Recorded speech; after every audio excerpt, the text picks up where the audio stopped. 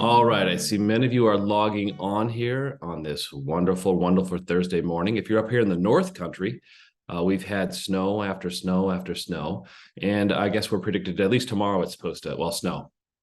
At any rate, it's been nice as an introduction to winter, finally by January 10th or so. Usually it happens on my birthday, which was on the 8th, so I think that's appropriate as well.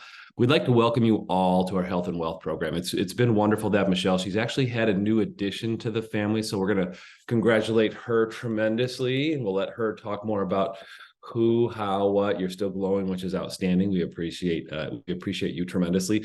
But this is really about our commitment between myself, Adam's Wealth Group, and also Freeze Financial, about your greater picture. So about your true health and true wealth.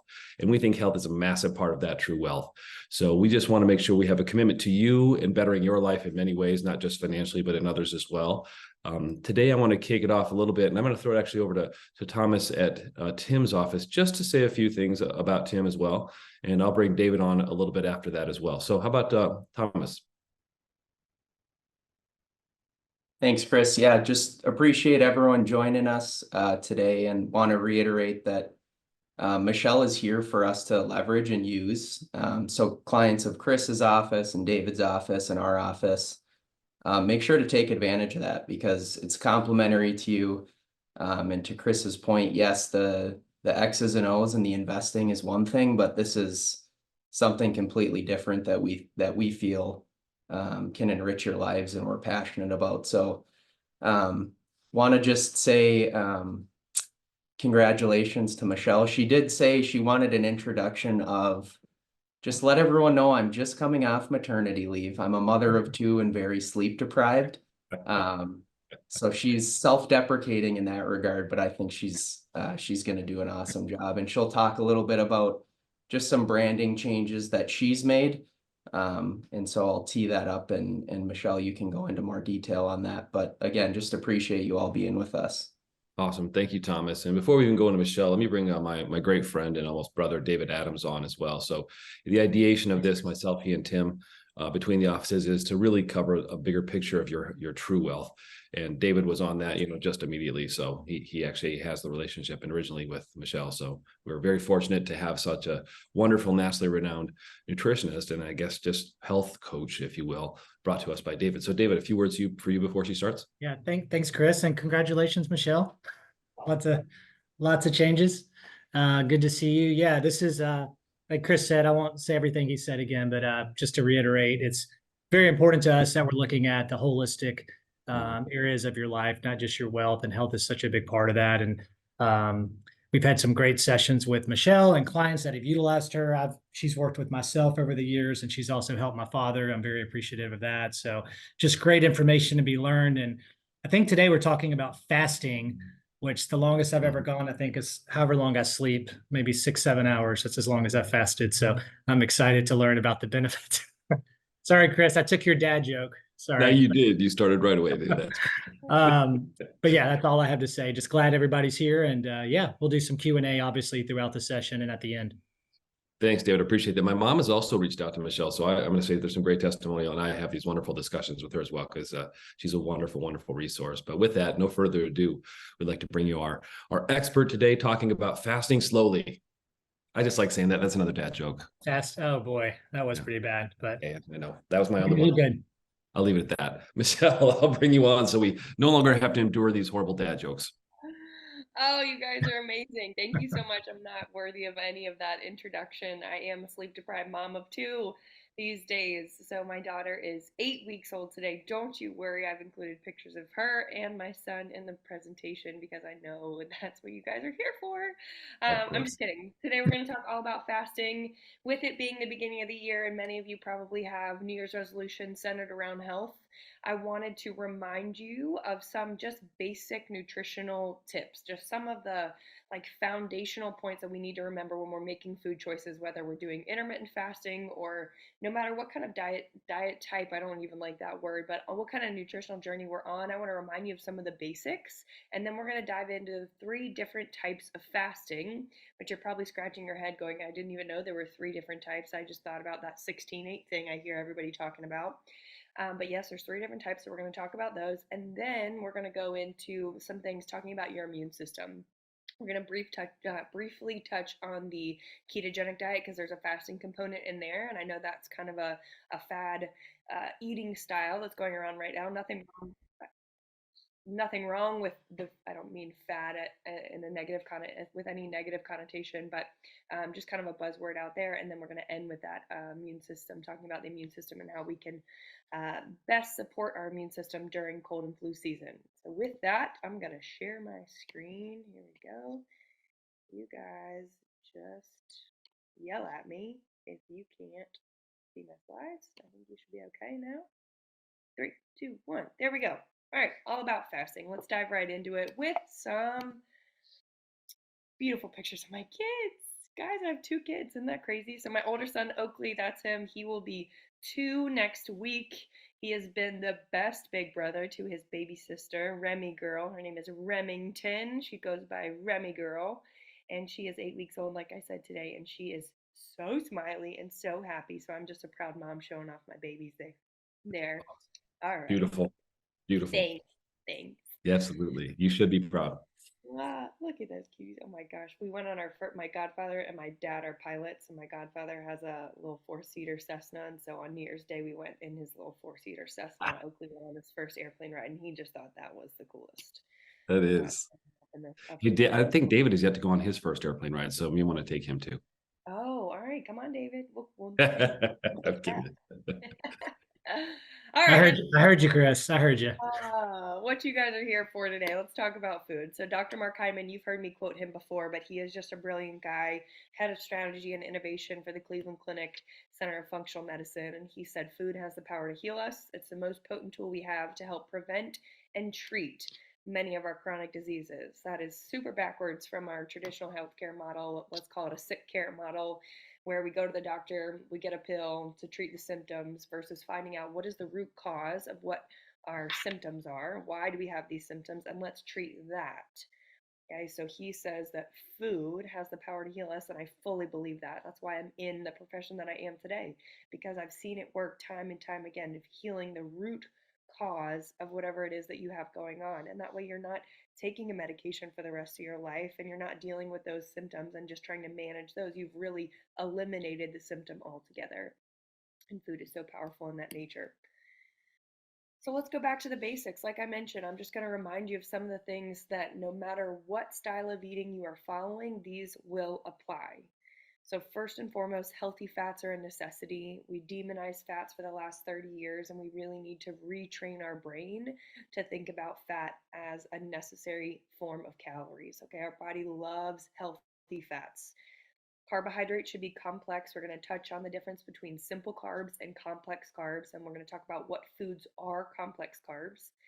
We're going to touch on added sugar, and then I want to remind you that unfortunately the FDA, the Food and Drug Administration, who monitors our food system, they're the ones that control what we're allowed to have in our food and what we have to make sure that's not in our food. They're very, very lax. You probably have heard that Europe is much stricter than America. So Europe kind of operates backwards from the FDA. The FDA says throw the chemicals into our food, and then if we find out down the road that they're causing negative side effects, then we'll pull them out. Europe says, hold on, we're going to do it the other way. We're going to test and test and test these chemicals and preservatives, and if they have negative side effects, we will not allow them in their food, versus just allowing them in there and then pulling them out later. So they are much stricter over there in Europe. So if you go to Europe and you buy a box of macaroni and cheese and you look at the ingredients, it looks much different than a box of macaroni and cheese here, unfortunately. There are individuals that are working really hard to try and get the same rules to apply here in the United States, but until those get up to the standards that are really looking out for us, we have to make sure that we are reading the ingredient list to look at what we're bringing into our home. What are we feeding to ourselves, to our children, to our parents? And we need to pay attention to that ingredient list, because a lot of times you start getting down that ingredient list, you're going to find a lot of things that you can't pronounce, things that you don't recognize, a lot of dyes, a lot of artificial sweeteners, and that's where we're really getting into some toxicity that's creating negative side effects and problems for us down the road. Okay? That's my soapbox. Let's remember that healthy fats are a necessity, and here's why.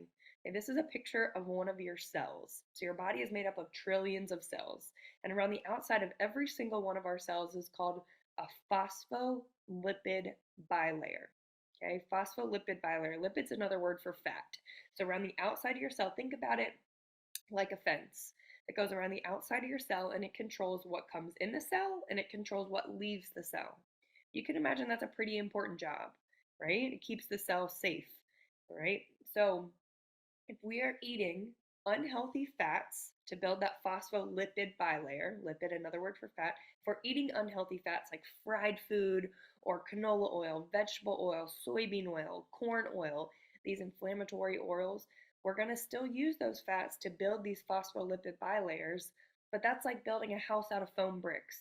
It might look like a house, but it's not going to keep you safe. It's going to look like a cell. It's going to look like a phospholipid bilayer, but it's not going to do its job. It's not going to keep that cell safe. Okay, so from a cellular level, we're setting ourselves up for failure without eating those healthy fats. So healthy fats: avocado, guacamole, nuts, olive oil, olives, chicken thighs, grass-fed ground beef, all good sources of healthy fat. Here we go. There's a few more for you right there. These are things we want to be incorporating into our diet on a daily basis. Not all of them, but a few of them. Okay. Complex carbohydrates. So the difference between a complex carb and a simple carb is the way that it breaks down in your body. Okay, so a simple carb is going to break down quickly, okay, and it's going to spike your blood sugar, give you really short burst of energy, and then you're going to crash. Okay.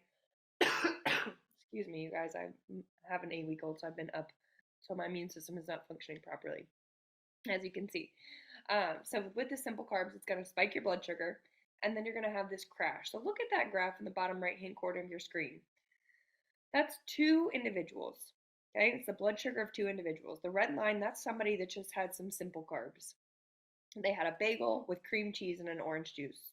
All of that broke down like sugar in the body, and it spiked their blood sugar. So the amount of sugar in their blood went up. Okay, then their pancreas released insulin. Insulin went and got that sugar and pulled it out of the blood. So you had a big crash, blood sugar crash. You've heard of that. Okay, so that's right 240 minutes after eating. That's that 2:30 feeling. Okay, you want to take a nap, you're cranky, you crave more carbohydrates. So what do? You reach for a pack of nabs and a soda. Spike the blood sugar back up. And we do that roller coaster ride a lot. Okay? So what we do is we're just creating these spikes and drops and spikes and drops. And every time we are going through that drop, we're pulling that sugar out of the blood and telling your body to store it as fat.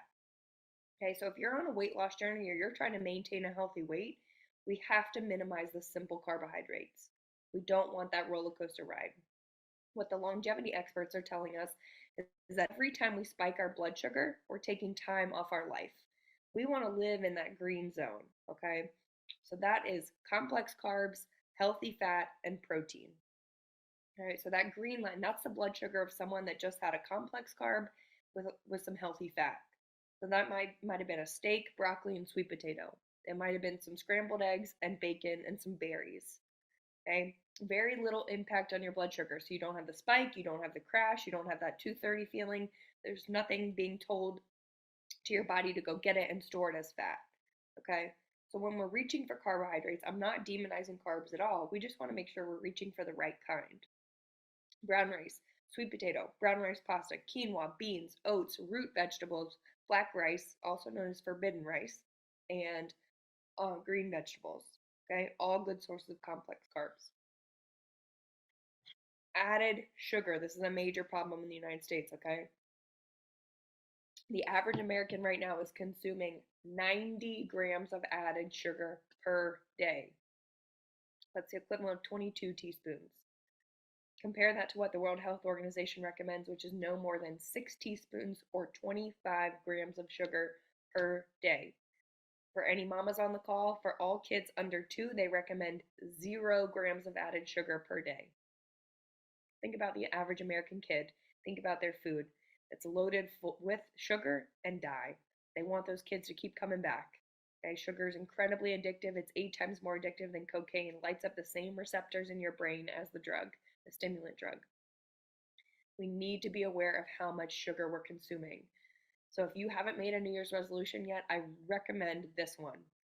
stay underneath 25 grams of added sugar per day.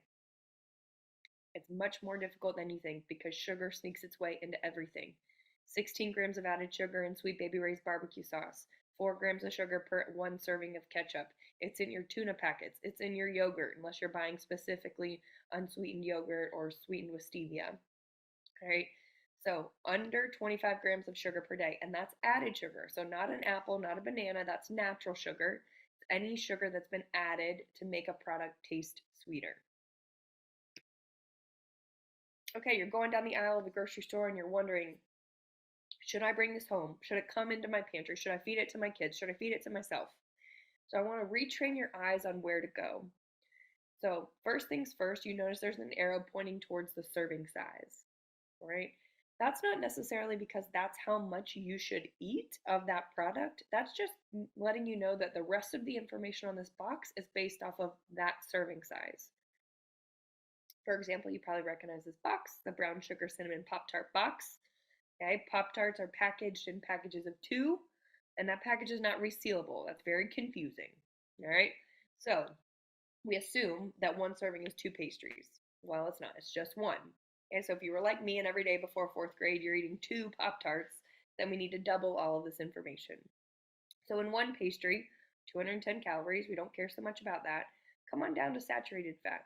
We really demonized saturated fat for a long time, and saturated fat we've realized is not the problem.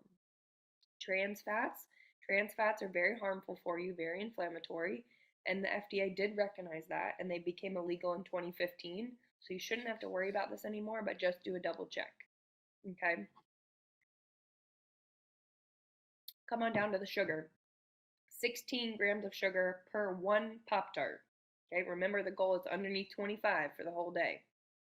So every day before 4th grade, when I'm eating 2 Pop-Tarts, I'm getting 32 grams of sugar in my first meal of the day. That's how quickly it adds up. The American Heart Association is a bit stricter for women. They say a max of 20 grams per day of sugar for women and 36 for men. So I'll let you guys decide which number you want to go with, but regardless, it's in everything and it adds up quickly. Let's dive into the ingredients. Okay, so in that first slide, second slide, the summary slide where I mentioned that the FDA is pretty lax on what they allow in our food and we need to pay attention to the ingredient list, here it is. Okay, there's a lot of words we can't pronounce. There's a lot of words, period. Okay, so there's a ton of ingredients in a Pop-Tart. That's red flag number 1. Red flag number 2, ingredients are listed in order of abundance. Okay, so the most abundant ingredient in a Pop-Tart is enriched flour. And then the 2nd, 4th, and 6th most abundant ingredient in a Pop-Tart are different names for sugar. Brown sugar, corn syrup, and high fructose corn syrup. And listen up. The reason they don't use all of one of those, so all brown sugar or all corn syrup or all high fructose corn syrup, is then it would become the most abundant ingredient in a Pop-Tart and have to be listed first. So they know this. The food companies, they know this. They know the mamas are walking down the aisle. They're sleep deprived.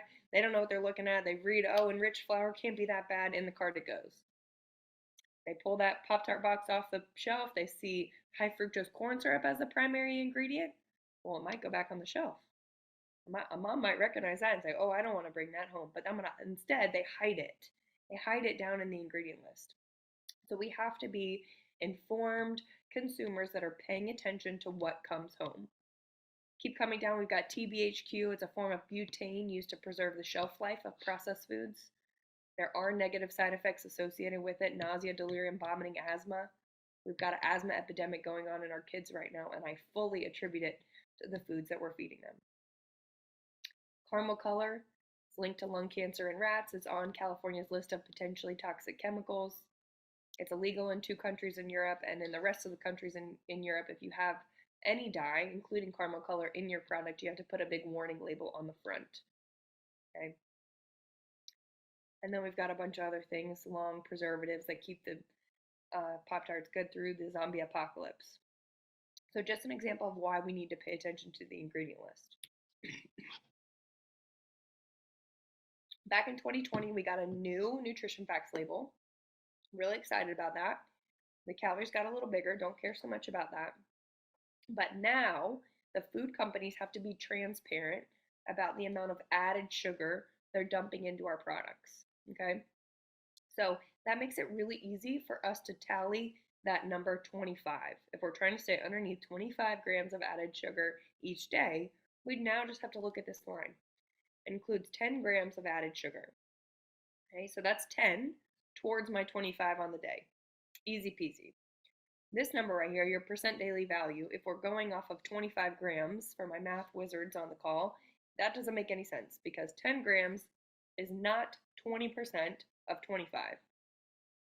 Despite what the World Health Organization says and what the American Heart Association says, the sugar lobbyists still have some pull, and so they convinced the FDA to base this percent daily value off of 50 grams of added sugar.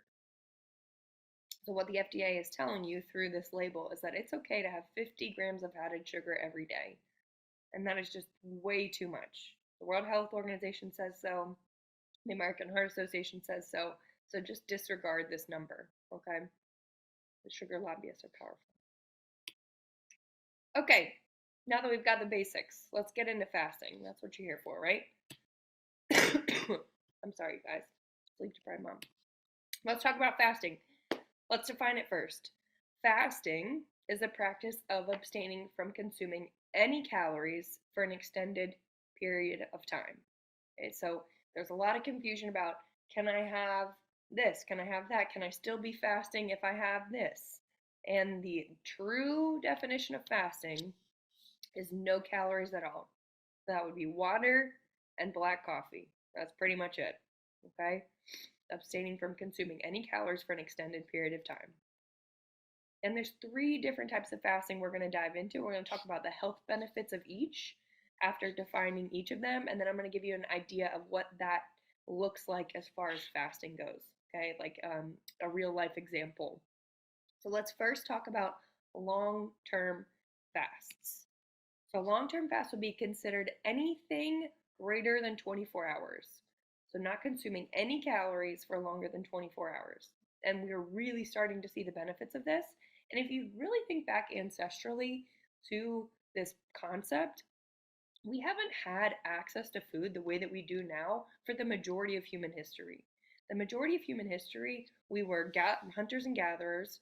Okay, we were wandering around. Maybe we'd find some nuts or berries, and then maybe once a week, maybe once every 2 weeks, the men would go out, not to be sexist or anything like that. That's just the way that it was. Maybe sometimes the women would hunt, and they would kill something, and they'd bring it back, and we'd feast.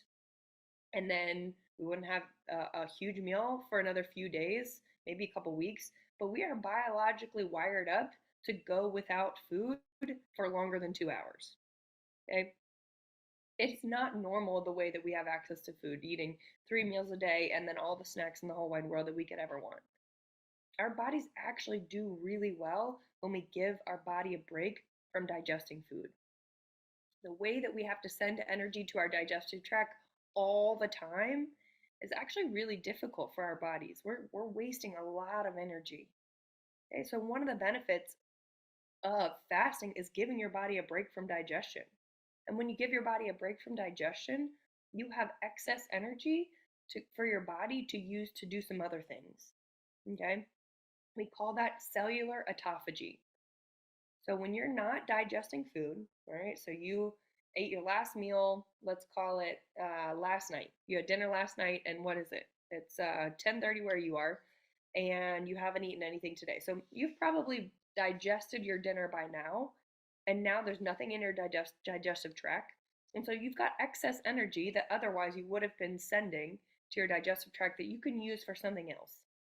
So what your body does with that energy is it goes and looks for things that aren't quite right in the body. The body has built-in mechanisms to help repair itself. And when we're constantly sending energy to our digestive tract, those go by the wayside. So now with this excess energy, you go and you look for those cells that aren't quite right. They're not shaped quite right. And the body takes care of them. It's called autophagy. Auto, self, phagy means kill or eat. So your body goes and looks for cells that aren't quite right, and it just kills them. It eats them. Self-absorbed. It's all done. gets rid of them, heals your body of those cells. So think about cancer. Cancer starts as one misshaped cell, and then it divides and divides and divides and divides. So what if we were able to catch that cell that wasn't quite shaped correctly before it became a baseball? That's what fasting is good for. That's one of the greatest benefits of fasting. And if you know anyone going through chemotherapy or facing a cancer diagnosis right now, fasting along with traditional radiation and chemotherapy can really help and work together to rid your body of those cells, of those misshapen cells that have grown. Okay. Another thing that it's really good for long-term fasting is that we build more mitochondria in our cells. That's the powerhouse of the cells. Okay. So we become what we call metabolically flexible. So for any of us that have never done the ketogenic diet or haven't really done much fasting, we're carb burners. Our bodies use carbs for energy. That's our preferred source of energy. But your body can really use fat as energy. We just have to teach it how. So it has to build the machinery to use fat as fuel. And when we're not giving our body carbohydrates and we burn through our carb stores, then the only option that our body has during this fasting window is to tap into our fat cells. Okay, so then we start burning fat as fuel. We build these mitochondria so that we can use fat as energy. So that's why it's a great weight loss tool. Not necessarily just doing a 24-hour fast is a weight loss tool, but we do teach our body how to use our body fat as energy so that later, if we were to have a high fat meal or if we were to fast again, it's easier for our body to go right into using fat as energy. It's also known as ketosis. There's also a bunch of research that has recently come out about how fasting for 24 hours can improve your cardiovascular health by decreasing your blood pressure. So I want to remind you that if you have elevated blood pressure, that is known as the silent killer. It's because there's no symptoms and it can be as the name suggests, it can be detrimental to your health. Okay, so if you have high blood pressure, a normal blood pressure, I'll remind you, is 120/80 or anything below that. If you have elevated blood pressure and you've been told that by a healthcare professional, please take that seriously. Consider a 24-hour fast. Maybe you do this once a week. So maybe every Saturday night you have your last meal, you have dinner, and then you don't eat again until Sunday dinner.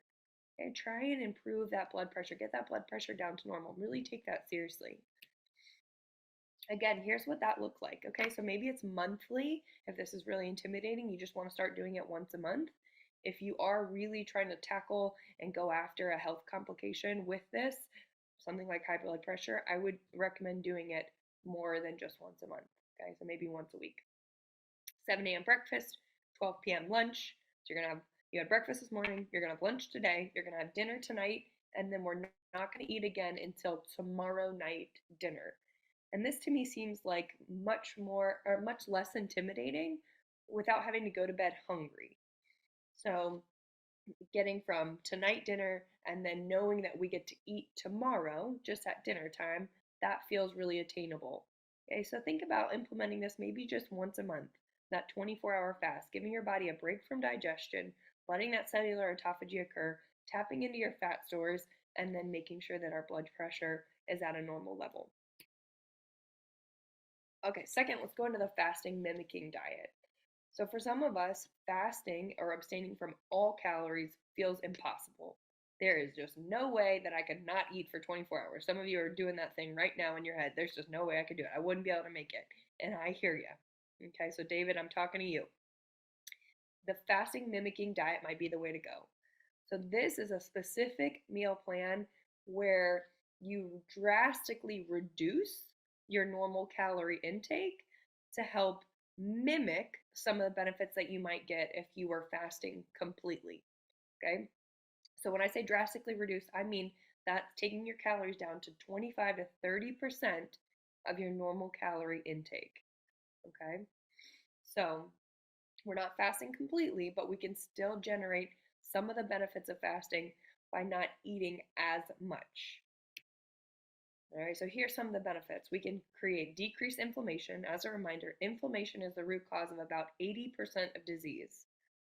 Okay, high blood pressure, Alzheimer's, dementia, obesity. high cholesterol, cardiovascular disease, diabetes, all rooted in inflammation. And these are some of the top issues that we are seeing across the country. So if we can decrease our inflammation, we're decreasing our risk for all of those. Hey, Michelle, can I ask a quick question? Sure. I know we'll do Q&A at the end, but I get this question from clients and just people in the health community that ask, especially people who exercise a lot and work out, how am I going to get the amount of protein I need if I'm only eating 6 hours a day, or if I cut my calories 25% or 50% or 75%. So Yes. Okay. So we'll get to that if you're only eating 6 hours a day. The last type of fasting we're going to talk about is that it's called intermittent fasting. So we'll get there in just a second and I'll tackle that there. Here, the idea is this isn't something that you do every day, all day. And I'm going to show you 2 examples of how you can implement this into your daily life. And it is a challenge for sure to maintain your muscle mass by decreasing your calories this much. And so I'll talk about, let me get through the benefits, and then when we get into the example days, I'll touch on that. So other benefits: slows neurodegenerative disease such as Alzheimer's and dementia. There's a huge study coming out. Dale Bredesen has been working on this for a long time, about the last 15 years, and he's looked at the ketogenic diet along with fasting and how that can improve our brain function if we do have signs of neurodegenerative disease. Improves your blood pressure, cholesterol, and triglycerides through decreased inflammation. Aids in weight loss. Delays aging. Okay, so that's a hot topic right now. How do we live to be 100? And this is one of the ways that we can do that. May help chemotherapy work better. So again, getting those that cellular autophagy going, and may help with cancer prevention, again with the cellular autophagy, taking care of those cells that don't look quite right. Okay, so lots of benefits with the fasting mimicking diet. And here's an option of how you can implement this into your diet if true fasting just seems totally out of reach for you. So this is, look at the bottom of the slide real quick. Continue for 6 to 8 weeks. So this is only a 6 to 8 week period. This is not something that I recommend doing for all of 2024. Okay, because David, going back to your point, we want to make sure that we aren't losing too much muscle mass, and we want to make sure that we're not decreasing our metabolism because we're starving. All right, so this only is a short-term option for you, 6 to 8 weeks, and the study is really clear.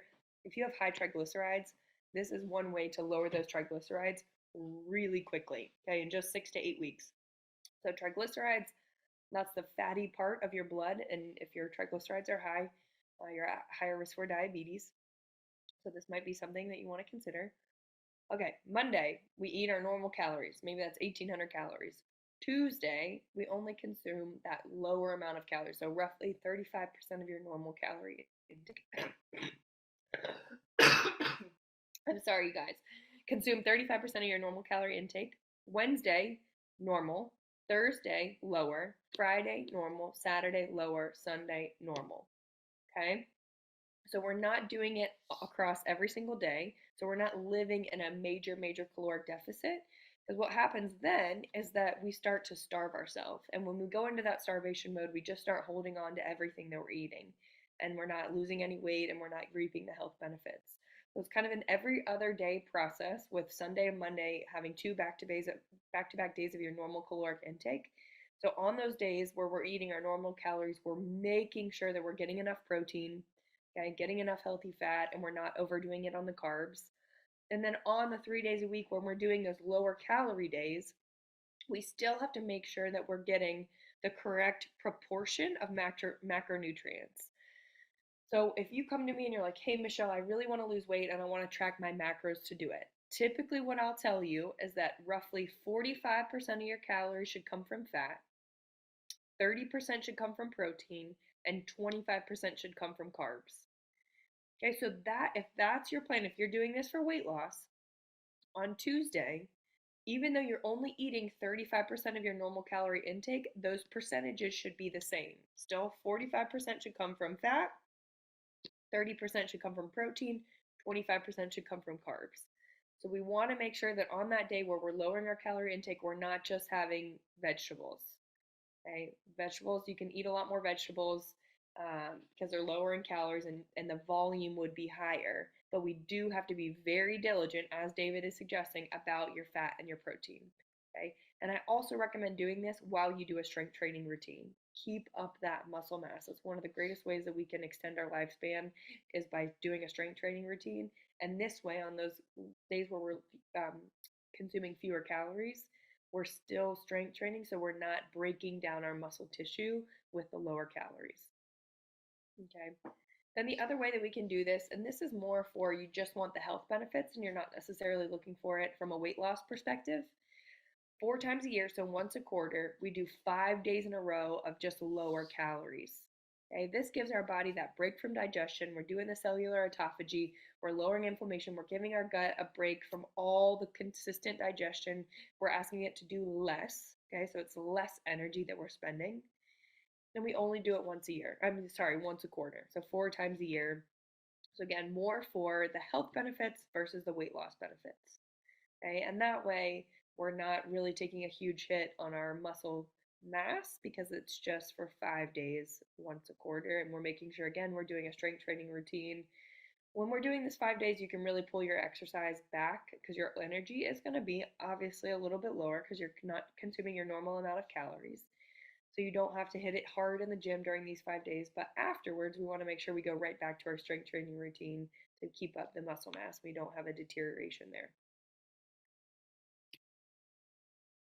All right, what you guys are most familiar with, intermittent fasting or time restricted feeding. Okay, so this is where we consume all of our calories for the day in an 8-hour window or less while fasting the remainder of the time. So for a lot of people, this looks like I ate dinner last night, I had my last bite of food before 8 p.m., and then I'm not going to eat again until today at noon. So basically, I skip breakfast every day. That's the way it looks like for most people that are doing this type of fasting. And what are the benefits of that?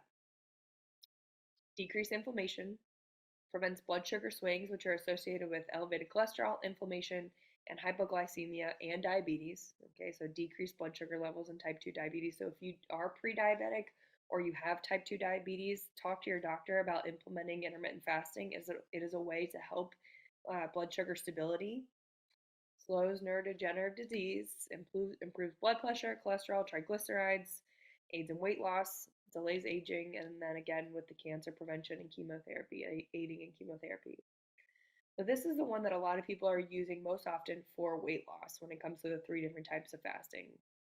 This is because every day you're tapping into what we call ketosis. Okay, so when you don't eat for 16 hours, call it, again, your body, let's say you had dinner last night, you had dinner at 7 p.m., your body has digested that meal, used it for energy by, call it, 6 a.m. this morning. So from 6 a.m. until you have your first bite of food at noon today, your body is using calories, it doesn't have any calories from dinner last night, so it has to find energy elsewhere from your body. And it taps into your fat stores, okay? Because you need energy to get up and go about your day today from 6 a.m. to noon when you've burned off dinner last night. And so it forces your body to use the fat on your body for energy. So that's called ketosis. So when you're starting to tap into your own fat stores and using fat for energy, then we're burning fat from 6 a.m. to 12 p.m. and then we have lunch. Okay, so then you're giving your body some calories. And so we're going to use those calories. Then we're going to have a snack. We're going to use those calories, have dinner, use those. And then again, every morning it's kind of a reset where we tap into our fat stores. And so each day we're burning away at our fat stores, which is how we can lose weight. As David mentioned, the toughest part about this is that between 12 p.m. and 8 p.m., your eating window, you have to get in all of your necessary calories for the day. And for my gentlemen with high metabolisms, like my husband did this for a while, and he was trying to eat 2,800 calories between 12 p.m. and 8 p.m. And that's really hard to do. Your meals have to be big. You have to have 3 big meals during that time with a couple snacks. If your metabolism isn't that of a 30-year-old CrossFit gym owner, then and you're only trying to eat, say, 15 to 1,800 calories, it makes it much more doable. But we have to make sure we're getting in all of our calories and enough fat, enough protein, and enough complex carbs. Okay? If we don't and we undereat on a daily basis and we undereat repeatedly, you're not getting enough calories every single day, then what happens is your body drops your metabolism to meet the input.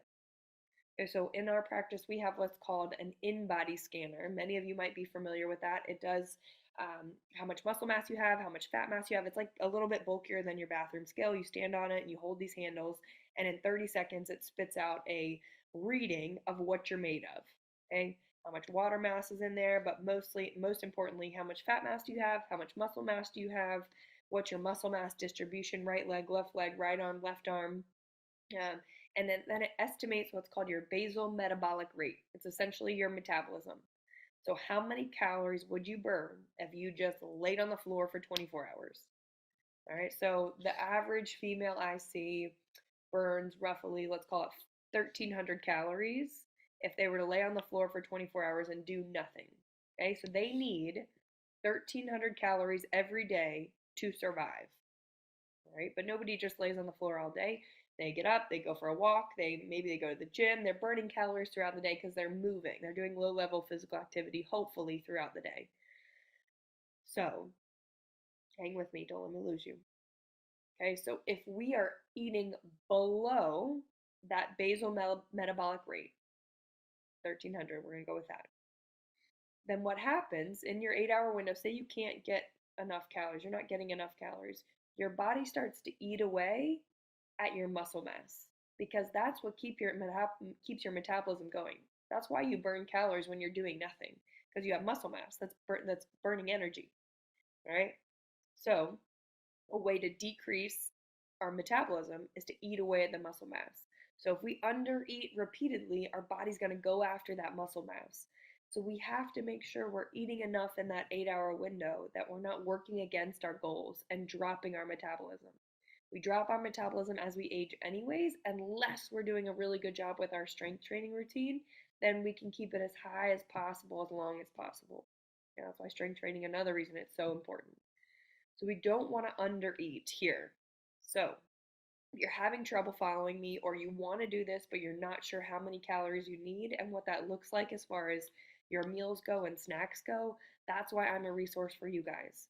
Please, please, please reach out to me. I would love to help you figure that number out and what that looks like as far as food intake. Okay. So here's how it can look.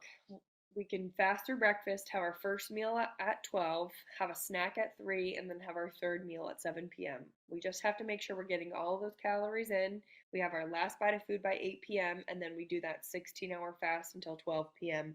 the next day. If it intimidates you to jump right into this, this is something that you want to do, but trying to fast until tomorrow at lunch feels impossible. Stair step your way into it. So if you're going to start tomorrow, maybe you don't eat breakfast until 8 a.m. and you do that for a couple days. And then you go to, I'm not going to eat breakfast till 9 a.m. And you do that for a couple days. And then the next 3 days, you're going to go to 10 a.m. See what I'm saying? Back it up each day or every 3 days until you get to 12 p.m. The other way you can do it is you can flip it. And this is hard because a lot of the things that we have in the evening are centered around family or social time. So trying to fast through the evening doesn't seem feasible for a lot of us. And please don't ruin your family dinner by saying I'm going to fast. If it works for your schedule, great. If not, don't do this one. You wake up in the morning, you have a big breakfast, you have a snack around 9, you have another meal at 11, that should be 11 a.m., excuse me, another meal by 1:30 p.m., and then all calories are done by 2 p.m., and then you don't eat again until the next morning at 6 a.m. So there's no eating in those evening hours. Again, that's not feasible for a lot of us. So if I'm talking to you and you feel like that's going to ruin your family meal, please don't do that. All right, so who can benefit from this intermittent fasting? It's almost anyone can. Obviously, if you're on medication or if you're struggling with health in any way, please talk to your provider before jumping right into this. But anybody, for the most part, can benefit from intermittent fasting. And it might be something you do for a month. And then next month you go to normal eating and then you cycle it on and off. You can do it that way. If you want to make sure that you specifically are doing it for the healthiest way for your own body and you want some oversight, again, reach out to me. I would love to help you. It's going to help you live longer, reduce your risk of diabetes, reduce your risk of triglycerides. So if these are things that are in your family or you've been warned by your doctor, hey, I really need you to pay attention to your triglycerides, consider intermittent fasting. Improve your brain function, decrease inflammation, improve your sleep when we're not trying to digest food all through the night. We can sleep better, helps reduce our risk of cancer. If you know that you have cancer in your family somewhere, this might be something to think about as well. Okay, so those are the 3 different types of fasting. Think about what might be beneficial for you. I do want to touch on the ketogenic diet because there is a fasting component here, and that's something that we're seeing a lot of or hearing a lot about is this ketogenic diet where we eat predominantly, get the majority of our calories from fat. Okay, so I want to touch on this, and then if you guys have any other eating styles that you want to hear about, please just put it in the Q&A and I can touch on them. But here we go. So if you're unfamiliar with the ketogenic diet, it's basically where we retrain our body to use healthy fats as your primary source of fuel. So when I was talking about intermittent fasting and we do that 16-hour fast, we actually are tapping into ketosis where our bodies are using fat as fuel.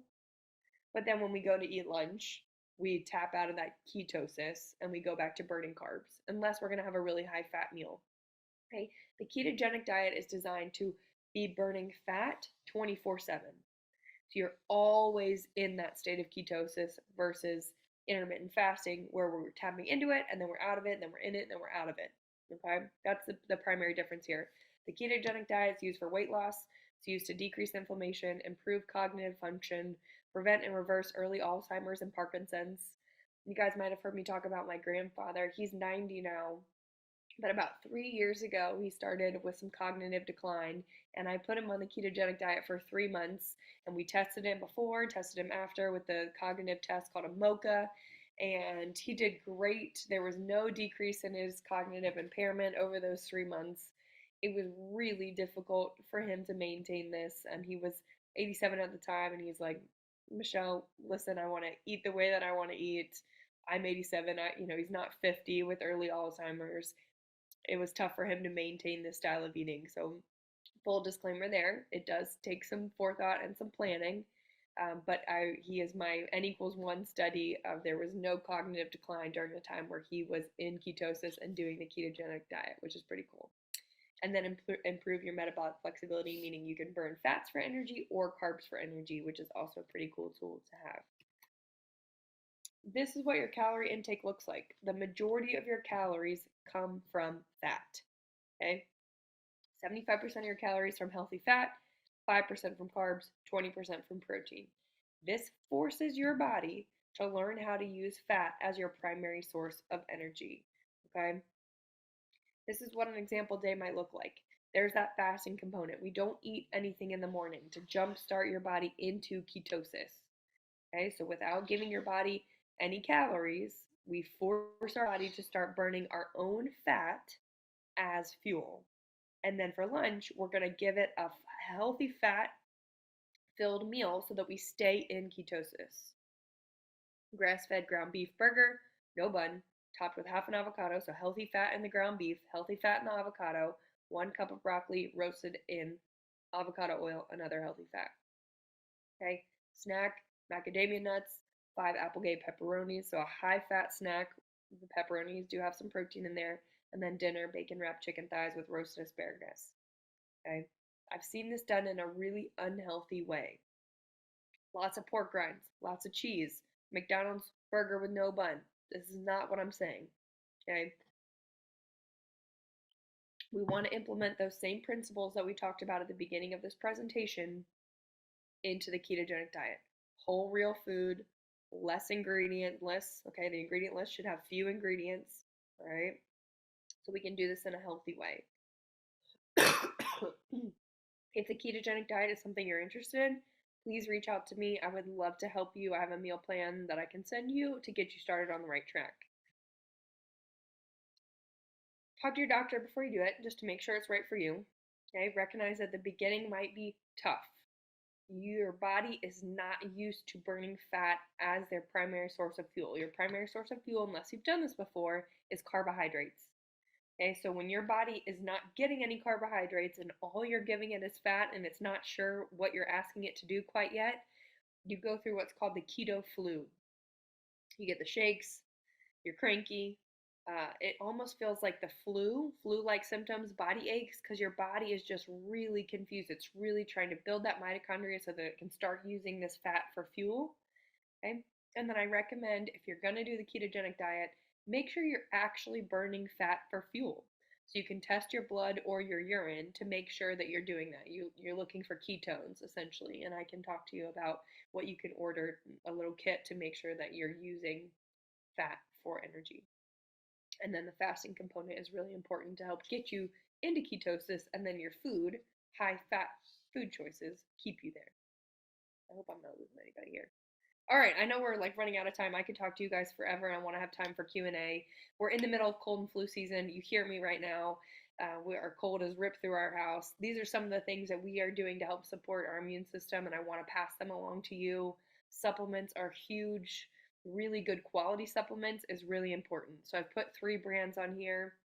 Thorne, Designs for Health, Pure Encapsulations. You can order them all online. You need quercetin, zinc, vitamin C, and vitamin D. These are 4 supplements you can take from November to March. You can take them every day. And then if you do end up with a little cold like myself, up your vitamin C and up your vitamin D. Okay, that's going to help your immune system fight through it a little bit quicker. Sauna, if you have access to a sauna, get into a normal sauna routine. Get in that thing every day in the winter months. Okay, it's going to help support your immune system. Sleep. This is one thing I wish I was getting right now to help support my immune system. 8 to 9 hours per night. That might feel like a lot, but that is absolutely what your body needs. If you want to fight me on that, go watch Dr. Matthew Walker. He is the sleep expert. He is brilliant. He has all the research in the whole wide world as to why sleep is so important for our bodies. And then we want to be consuming foods that are high in beta carotene. This helps support our immune system. So we know things like citrus fruits, orange, we think about that with vitamin C, but there's others too. Spinach, carrots, mangoes, sweet potatoes, tomatoes, broccoli. Be incorporating those into your diet every day to support your immune system. You guys, I've just talked for I think 55 minutes straight. I want to hear from you. I forgot to tell you guys. So we are rebranding. My new email address is going to start coming out in your weekly newsletter, michelle@altitude-wellness.com. Really excited about the rebrand. We're going to be focusing on our corporate wellness side of the business. So moving away from the SweatNet name, moving into the Altitude Wellness name.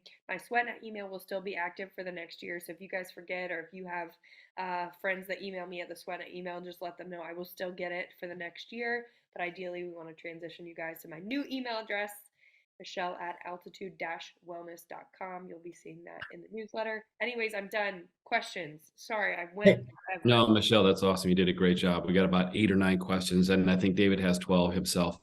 So No, I'm not gonna ask mine. I'll send that offline.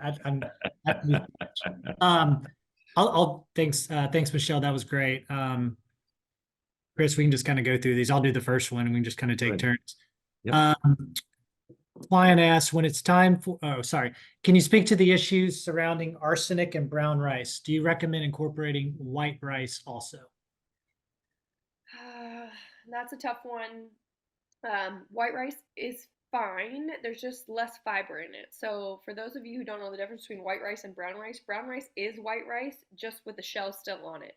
Okay, so that's the fibrous part. So that's why it's going to break down more slowly and give you that longer lasting energy versus white rice. Most people, it breaks down a little bit quicker and gives you a spike in that blood sugar. But if you are worried about the arsenic, or if you know that you don't detoxify things very well, then stick with white rice or black rice. I have it here. It is also known as forbidden rice. Okay, that's honestly the best option. It's the most complex of all the rices, the most complex carbs, going to break down more slowly, give you the longest lasting energy. So again, it's called forbidden rice or black rice. If you're worried about the arsenic, go with that. Thank you tremendously. Another one is curious about fasting and pregnancy. It's hard to stop. Is that a hard stop? No go, for eating? I would say it's a hard stop. I'm not a doctor, but I was just pregnant twice back to back, and it's almost nearly impossible for pregnant women to get enough calories in as is. especially if you're doing it in a healthy manner. You think about fruits and vegetables, nuts, seeds, a lot of things that aren't super calorie dense. So you're doing the best you can all through pregnancy to make sure you're feeding yourself and your baby enough. I would say no. Okay. Do you recommend any combination of intermittent fasting and 24-hour fasting? I think you went over that in a couple of slides. Yeah, I would. So if you're doing intermittent fasting already, or if you want to implement both of those, do the 24-hour fast once a week or once a month, and then just do on a day-to-day basis that intermittent fasting. So you're getting all of the benefits that fasting has to offer. Okay, gotcha. Yeah, David, I think the next one was also answered during the program. Any concerns with I agree. But I got a question here. It comes. This is pretty big for everyone else, I imagine. What is your opinion of the Ozempic approach? Do these people have the dietary guidelines to ensure essential fats, proteins, and carbs? Are there natural ways to curb appetite for those that get hungry during fasting? So there's probably 4 questions, but really, what is your idea of the Ozempic approach? Okay, so I talked about that in-body scanner, right? So that measures how much fat mass you have, how much muscle mass you have. So what we're seeing with the people that we're working with that are taking the weight loss medication is yes, they are losing weight. But you know what they're losing more than anything is muscle mass. Yeah. So your body fat percentage, what percentage of your body is made up of fat? We are watching their body fat percentage go up, right? So they're proportionally getting fatter, unfortunately, while they're taking this medication because they're eating such few calories that their body is eating away at their muscle mass. Because So it's restricting their appetite. it's restricting your appetite. So basically, it slows gastric emptying. So your food sits in your stomach longer. So for a lot of us, we have slow gastric emptying anyways. Our food just doesn't get out of our stomach that quickly. And so if that's you, and that's totally normal, then you're taking this medication on top of that and really slowing your gastric emptying. That's why we get the symptoms of nausea, vomiting, just really bad stomach pain, is because you're making the food just sit in your stomach for hours and hours and hours. Okay? Or there's food sitting in your stomach and then you're eating some more, and that's why you're regurgitating your food. So it really decreases the amount of calories that you're consuming, which is why you're losing weight, but you're mostly losing muscle mass. So I really encourage you, if you're going to take one of these medications, you have to get on a strength training program. I was going to ask if that was yeah. You have Yeah, I was to. going to ask if that was can you offset that with strength training to offset the loss of muscle mass? It looks promising. Okay. But you got to get a trainer, you got to get somebody that knows what they're talking about and get you in the gym lifting heavy weights. Okay, you can't go to Pure. I love my mom. She goes to Pure Bar like 5, 6, 7 days a week, but her 2-pound weights, that's not going to do it if you're doing Ozempic.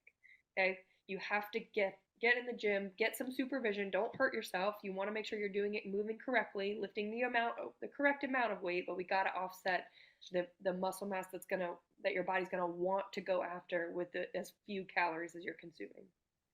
Awesome. Did I answer the question? Yeah, you did. Okay. So. Next question: how do you feel about paleo diet? That's actually how I eat. I'm a big paleo gal. I do eat some rice, and we eat bread occasionally in our house. But to me, paleo is primal. It's the way our bodies are biologically designed to eat. It is whole, real foods, right? Fruit, vegetable, nuts, seeds, eggs. Did I say meat? And then I don't do dairy. I'm a nursing mom, so I'm not doing dairy anyways, but I know that my body doesn't tolerate dairy well. 70% of the population doesn't tolerate dairy well, even though about 99% of the population eats it anyways.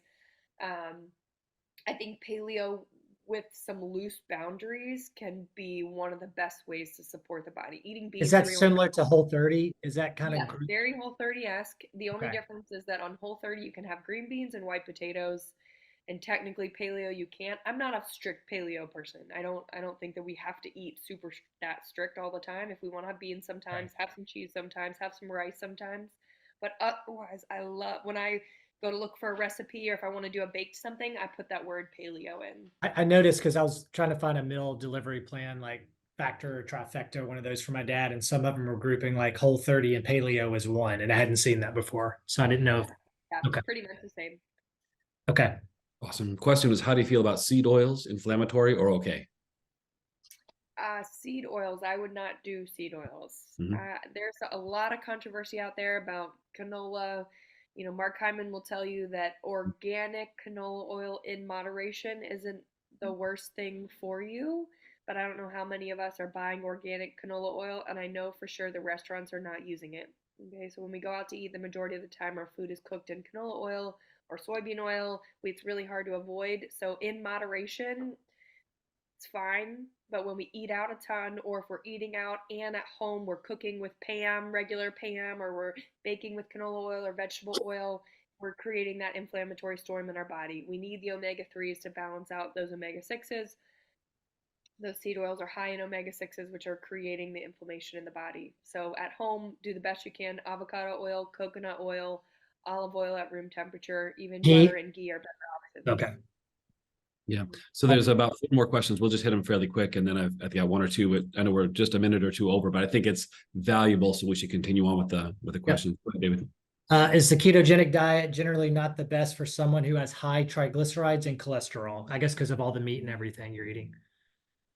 So you can, that's the tricky one. So I would say use your blood work if you have some blood work and you want to try the ketogenic diet. For some people, even with high cholesterol and high triglycerides, it works great, and it will bring your cholesterol down and it will drop your cholesterol. For other people, for whatever reason, genetically, it will create even more of an impact in a negative way in your cholesterol and triglycerides. So if you're under the healthcare of a practitioner and you want to try it to see which way it's going to throw those numbers for you, do 3 months. Use your blood work that you have now, do 3 months of the ketogenic diet, and then go back and get your blood work rechecked. Okay, same thing with the carnivore diet. We don't even have time to get into that, but some people are seeing a great response with cholesterol, blood pressure, they're losing weight. Other people, it's really throwing their numbers through the roof. And so just be under the care of a physician while you're doing that. That makes sense. It makes a ton of sense. Just speaking on the keto diet for myself, 3 times in my life being in ketosis on purpose and diet, it is very difficult to get from your normal diet to ketosis. There's a period of time where you go, is this worth it? And then all of a sudden you emerge to the other side with a ketosis high where you're like, oh my God, burning on fat is, you've got a very level of energy. So it's worthwhile, but it is hard to get to, just as an FYI. I'm just from so this is another question. I have multiple health issues and I just don't know where to start. Every time I feel my diet's healthy, I get slammed with horrible test results.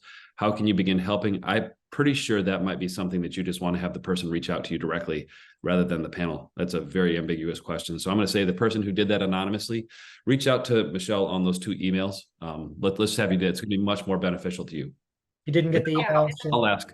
Yeah, I'll ask the other one. Or you could, go ahead. No, so you could email Chris or I if you're a client of ours. Correct. Yeah. Or you have her information, and definitely we could get you connected. Yep.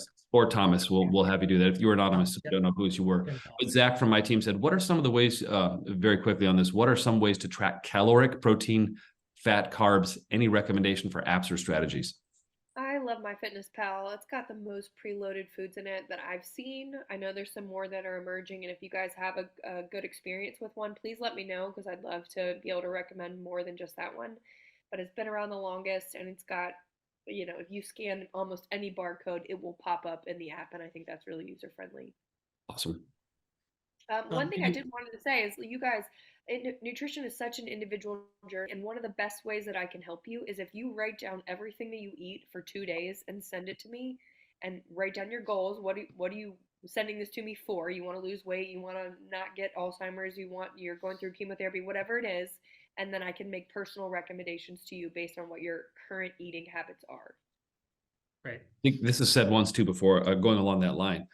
In eating, diet, also in opinions, there is no the way.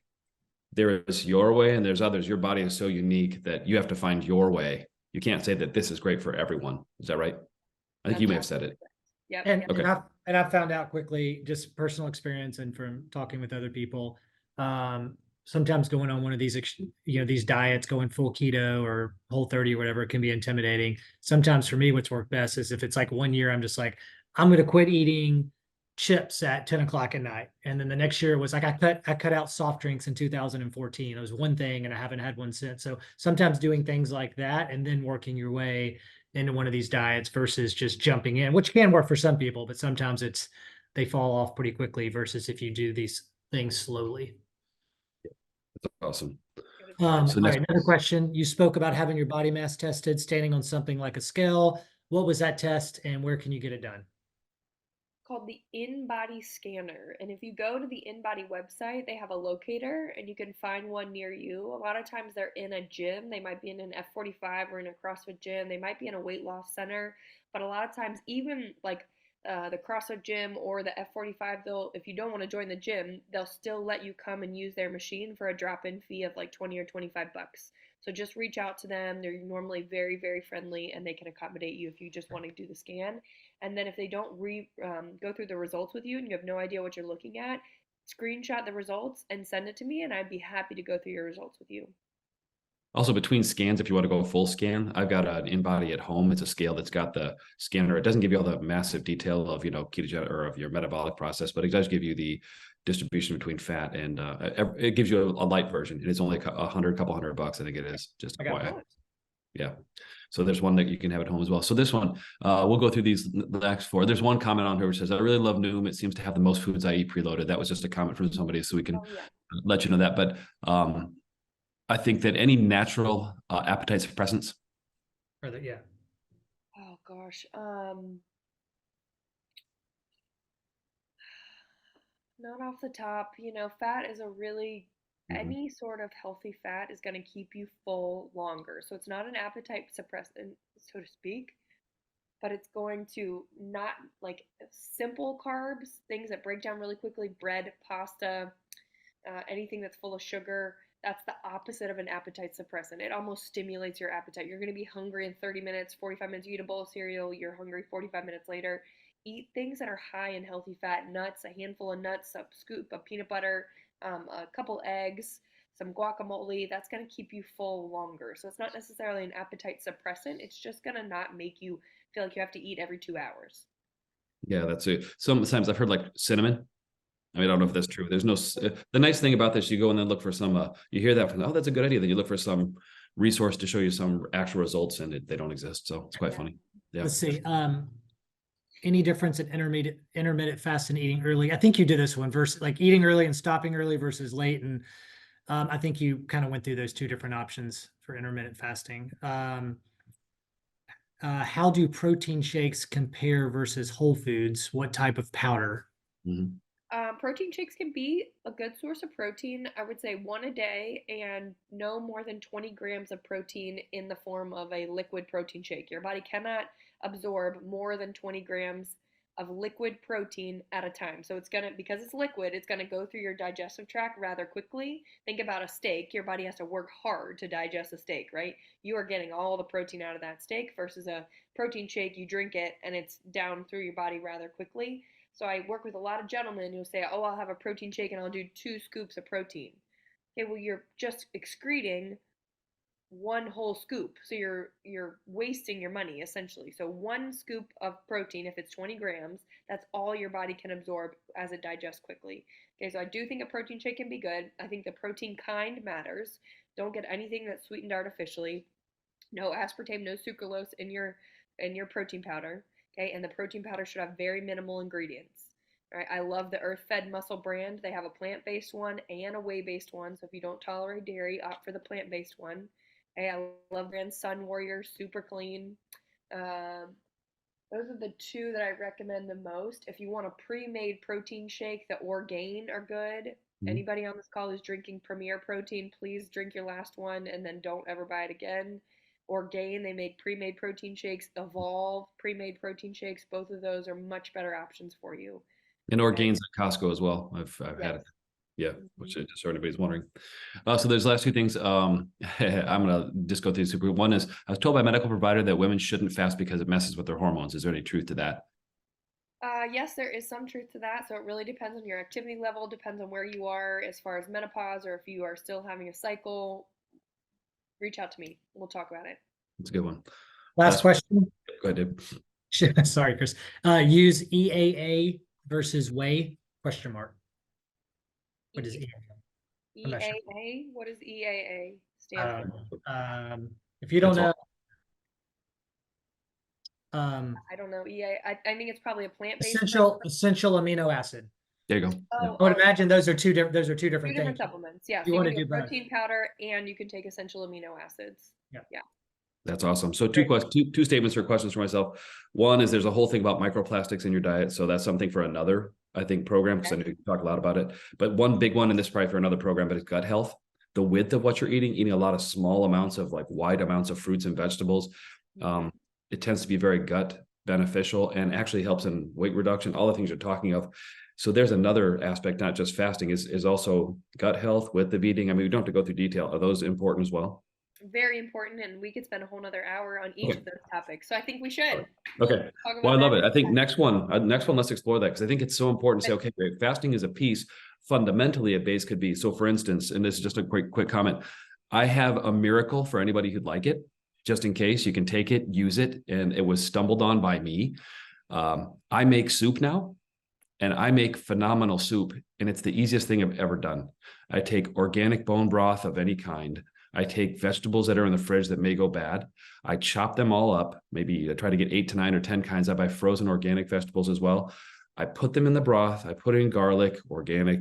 I put in some salt, pepper, and I let them all simmer for about 12 hours, maybe with some organic chicken if you're a meat eater. And my daughters and their friends have said this is the best soup they've ever had.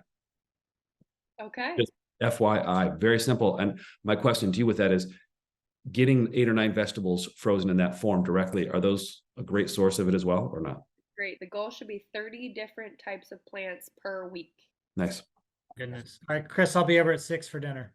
All right. Yeah, you bet, David. I've got it. Okay. We'll see you there. Flights are ready. Michelle, thank you. That was incredible. I mean, yeah, we're over time, but I mean, we could keep going. There's a lot of good feedback. So we'll do another one of these relatively soon. And to everybody listening, we'll try to get out a copy of the presentation as well that we can email out to you from each of our 3 offices. And yeah, thank you so much. Thank you, Michelle. Thank you. Congratulations as well. Your son and daughter are beautiful. I know your sleep deprivation will eventually move away as well. It'll be fine. You'll get past that. But I know you've got all the energy, and you know what you need to do to pick yourself up during this time as well. But get all the sleep that you can. I agree with that. I know Matthew Walker, and I also know Dr. Hyman. I've met both. They're super great with what they're doing. But more importantly for you, you are a wonderful wealth of knowledge. The way you present it, quickly, we have the answers. I got to just tell you, from our team and our clients, we absolutely love what you're doing for us, and thank you tremendously. We have immense gratitude for you. You guys are so sweet. Thank you so much. All right. Yeah. Thanks, everybody. Thomas, thank you as well. Okay, enjoy. Everyone have a great day, and go out and fast.